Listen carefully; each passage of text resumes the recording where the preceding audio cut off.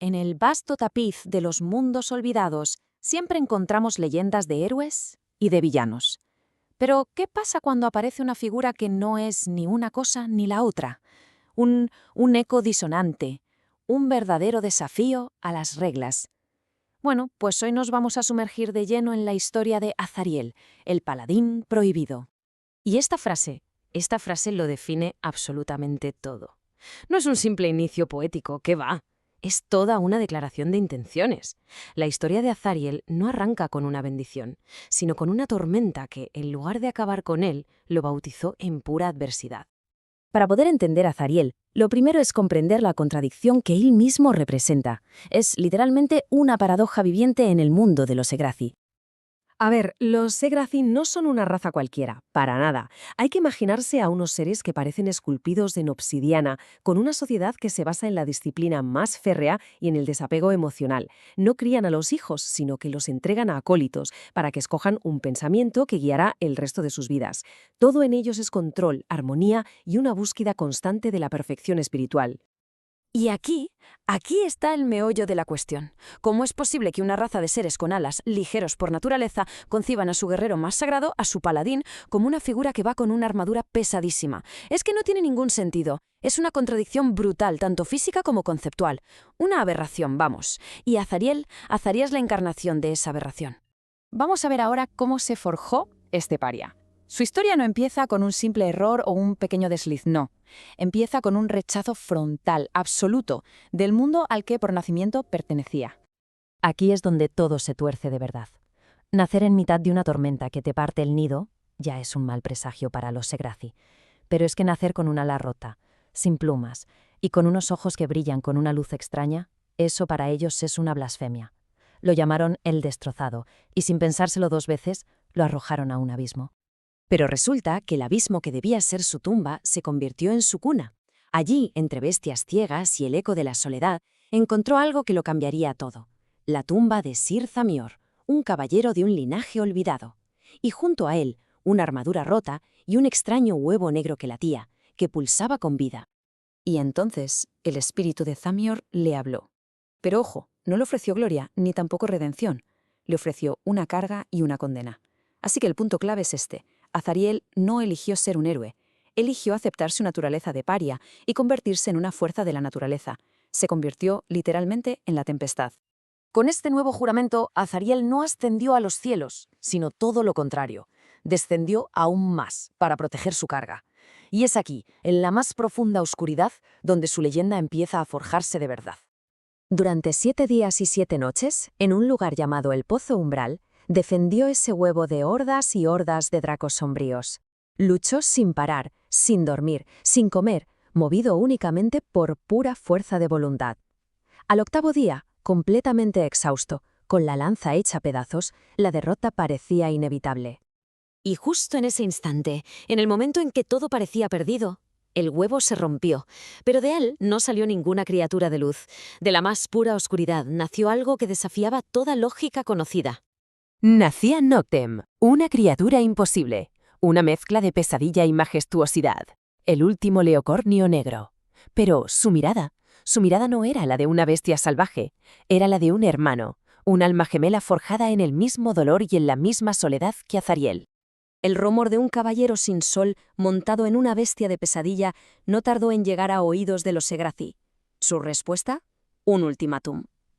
La respuesta de Azariel fue, digamos, un poco más contundente. Solo una palabra, vengo, grabada a fuego sobre un cráneo que entregó a los mensajeros. No era una negociación, era una sentencia. El paria iba a volver a casa. Y su llegada fue un juicio. No se infiltró, no. Descendió del cielo como un eclipse. Su lanza, sombra-luz, no cortaba el aire, lo hacía gritar. Hizo añicos sus cánticos, atravesó a sus guardianes y se plantó delante de sus líderes, los 3 arcontes de plata. 77 latidos. Eso es todo lo que duró el combate. Con un único lanzamiento de su lanza, mientras caía al vacío, atravesó a los 3 campeones más grandes de su pueblo. El templo no cayó por la destrucción, sino porque la fe que lo sostenía simplemente se hizo añicos. Después de destruir el símbolo de su opresión, parecía que el universo mismo se volvía contra Azariel. Y él, en lugar de luchar contra ello, decidió sumergirse por completo en esa nada. Siguió un susurro hasta un plano conceptual, una especie de cementerio para las esperanzas de los dioses. Y allí no se encontró con demonios ni monstruos, no, encontró algo mucho peor, una versión de sí mismo que se había rendido. Un reflejo que le preguntó por qué seguía luchando si al final nadie le esperaba. La respuesta de Azariel fue un acto de desafío absoluto. Se clavó su propia lanza, no para morir, sino para matar la última pizca de fe que quedaba en su interior. Y de esa herida nació el caparazón del cielo vacío. Una no armadura hecha de pura negación, capaz de anular la magia y la divinidad a su alrededor. Con este nuevo y terrible poder, un mapa etéreo nació en su mano, y lo guió no a un lugar físico, sino al corazón espiritual de su pueblo. Isael, el último cielo, la fuente de todo el poder y de toda la fe de los Egrati. Lo que pasó allí no fue una batalla, fue una anulación. La mera presencia de Azariel, la encarnación de todo lo que los Egraci habían rechazado, fue suficiente para que Isael no explotara, sino que implosionara. Se colapsó sobre sí misma y dejó atrás una esfera de vacío perfecto, una herida en la realidad, la puerta invertida. Su misión, o su venganza, estaba completa. Pero, ¿qué le ocurre a una fuerza como Azariel cuando ya no tiene un cielo que desafiar? Y esa es la gran pregunta que queda en el aire. Después de enfrentarse a la nada que él mismo había creado, Azariel y Noctem se adentraron en la puerta invertida. ¿Fue ese su fin? ¿O simplemente el final de un capítulo de su historia? Nadie sabe con certeza cuál fue su destino. Pero a veces, en ruinas olvidadas, en lugares perdidos, aparece este símbolo. La marca de Azariel no es un epitafio, es un recordatorio. Un recordatorio de que su historia, quizá, no es un final, sino una pausa. La prueba de que el universo a veces necesita un paladín dispuesto a destruir los cielos para encontrar el equilibrio. Hay leyendas que no hablan de héroes bañados en luz, sino de ecos disonantes, de figuras que desafían las mismas leyes que las condenaron. Pues bien, vamos a sumergirnos en una de las más oscuras y fascinantes que existen, la de Azariel, el paladín prohibido. Y esta frase, madre mía, es que lo resume todo a la perfección. Esto no es una historia de ascensión, ¿qué va? Esto es una historia de juicio. Un viaje que arranca con un rechazo absoluto y culmina en un acto de aniquilación cósmica. Una promesa terrible, pero al mismo tiempo completamente inevitable. Para entender la tragedia de Azariel, primero tenemos que entender el mundo que, literalmente, lo escupió. Un mundo de perfección inalcanzable, donde su misma existencia no era un simple error, era una blasfemia andante. A ver, los Egrazic no son una raza cualquiera, ¿eh? Se ven a sí mismos como la cúspide de la creación, seres de una gracia y una disciplina absolutas. Para ellos, un paladín no es un guerrero santo y ya está, no. Es un eco consciente del equilibrio del universo. Siguen votos, no dioses. Y claro, en un sistema tan rígido, cualquier desviación es una herejía que tiene que ser purgada, sin más. Y esto de aquí ilustra el problema a la perfección. O sea, donde un Egrazi debía ser grácil y alado, Azariel nace con un ala rota, atado a la tierra. Donde debían nacer en armonía, él fue arrojado al mundo en mitad de una tormenta antinatural. Y lo más inquietante de todo, sus ojos, que brillaban con una luz blanca constante, como si el propio cielo se negara a reflejarse en ellos. Era, vamos, la encarnación de todo lo que ellos aborrecían. Y vaya nombre, lo llamaron Azharal, que significa el destrozado. Sin dudarlo ni un segundo, lo arrojaron al abismo del silencio, una grieta donde solo habitaban los olvidados. Y allí creció, en la penumbra, en la soledad, aprendiendo a sobrevivir no con alas, sino con el alma. Pero la soledad y el exilio no siempre te quiebran, a veces forjan voluntades inquebrantables. Y en la oscuridad más profunda, Azariel estaba a punto de encontrar un destino que nadie, ni siquiera los cielos que lo despreciaron, habían previsto para él. Un legado prohibido que iba a cambiarlo absolutamente todo. Imaginaos la escena. En una noche de luna pálida tropieza con esto, una tumba olvidada que contenía los restos de un linaje perdido de paladines alados, y a sus pies un huevo negro, pulsante, vibrando con una vida inexplicable. El punto crucial es que aquí, en este santuario de muerte, algo estaba a punto de nacer. Y entonces el espíritu de Serzamior le habló. Pero no como un susurro, no. Fue como una tempestad en su mente. Le ofreció una lección, no de gloria, sino de propósito. Aceptar ese legado significaba abrazar su condición de paria para siempre. Y Azariel, forjado en el desprecio, no dudó ni un solo instante. Y aquí está la clave de todo. Al ponerse la armadura rota, no ganó alas ni poder divino. ganó algo mucho más importante. Se volvió indestructible a la vergüenza. El rechazo que lo había definido toda su vida se convirtió en su mayor fortaleza, en una coraza psicológica. Los Segraci, de hecho, la llaman la piel del blasfemo y la temen precisamente por lo que representa. Con su nuevo juramento, Azariel se enfrentó a su primera prueba de verdad, una prueba en la más absoluta oscuridad, donde forjaría un vínculo imposible y, de paso, un arma que se convertiría en leyenda. Se refugió en un lugar llamado el Pozo Umbral, una fisura en el mundo. Pero claro, el huevo que protegía atrajo a los dracos sombríos, unas bestias de caza implacables.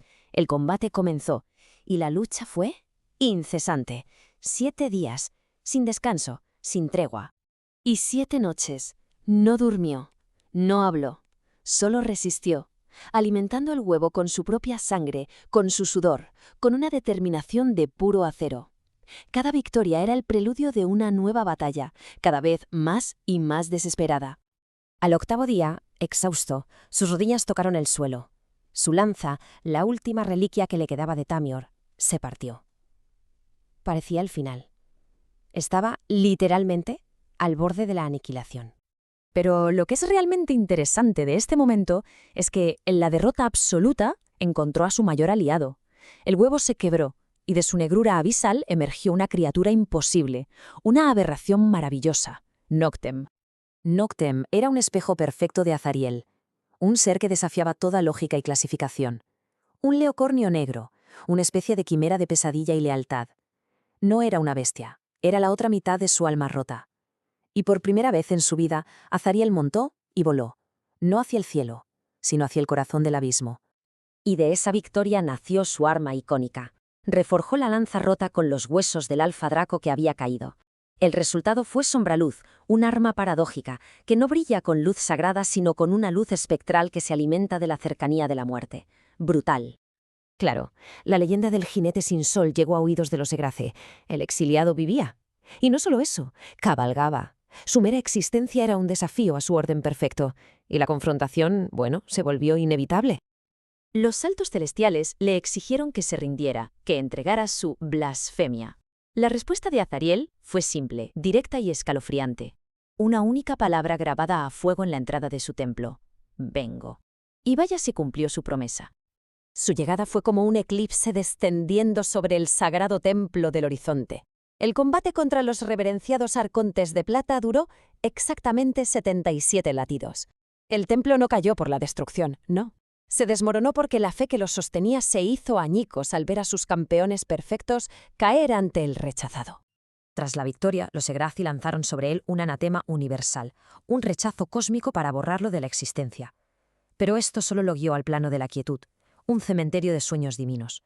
Allí, en un acto de desafío final, clavó a Sombraluz en su propio pecho, sacrificando su última esperanza para forjar esta no armadura, el rechazo a la divinidad hecho materia.